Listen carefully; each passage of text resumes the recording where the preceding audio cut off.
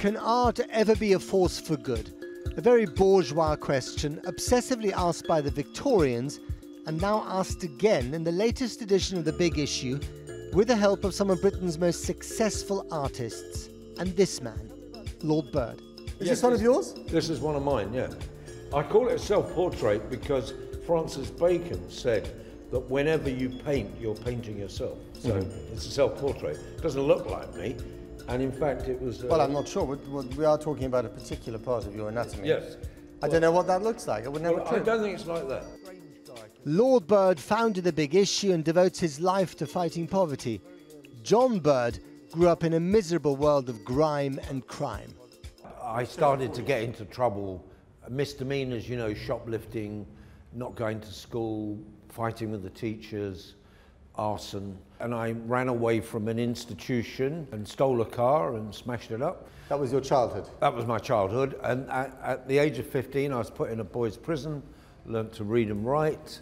Then I was transferred to a reformatory where they gave me paint and drawing equipment because I wanted to draw, and I started because I was so depressed about the whole of my life. So art to me has been the big tipping point, and it civilized me. You're only talking to me now rather than probably handing me a few pennies, you know, out in the street. It's because I became socialized and civilized through art and culture. So artist's tipping point? But can it work for him? Homeless Carlos juggling while flogging The Big Issue on the street outside the gallery. It certainly worked for him. Charming Baker, who grew up as Alan Baker in a working class family and left school at the age of 16. He curated this collection. He and light artist Chris Levine share Lord Bird's vision, if not quite his personal experience. This is one of yours here. Just tell us about it briefly. It's a painting based on an old painting by David of Napoleon crossing the Alps. And I've just done a version of it, which is actually a man falling off a horse and turned it round. And it was one of these pieces that started this idea of a tipping point. You know, it's literally a tipping point. It is literally. But this was an outtake.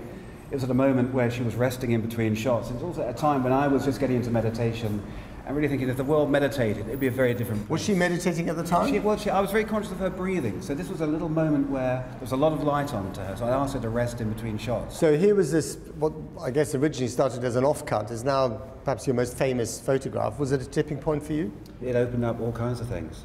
I've met some amazing people, the Dalai Lama, for instance, but it was a great privilege to do it, and it was something completely unexpected. This painting, it was in a show years ago and couldn't sell it, wouldn't sell. And then by certain circumstances, it ended up at David Cameron's house, and he decided to give it to Barack Obama as a gift. So now this painting is on Barack Obama's wall, you know, and that changed And that changed his life? Changed a lot for Ben, yeah. So this Jonathan Yeo is interesting, isn't it? Because it's based on a Gainsborough painting of Mr. and Mrs. Andrews, showing off their wealth. And instead of a crutch, the original one has a shotgun. Yeah. Johnny was introduced to these homeless people at the time to recreate the pose. People who are homeless today, do you think this speaks to them, this exhibition? I think art's the great leveller, isn't it? I think we all identify with it. We all start this way. We're all in infant school painting. But quite a few of these cases of tipping points involve discovery and promotion by a celebrity. Is that a problem? If I really want to get people to notice poverty, then I have to jump around and get a royal in or get a movie star. Or perhaps a peer of the realm. There's a guy out there selling The Big Issue. He's a photographer. He has photographic exhibitions. He's raising the game in his life. His name is Carlos Gonzalez. His photographs are brilliant.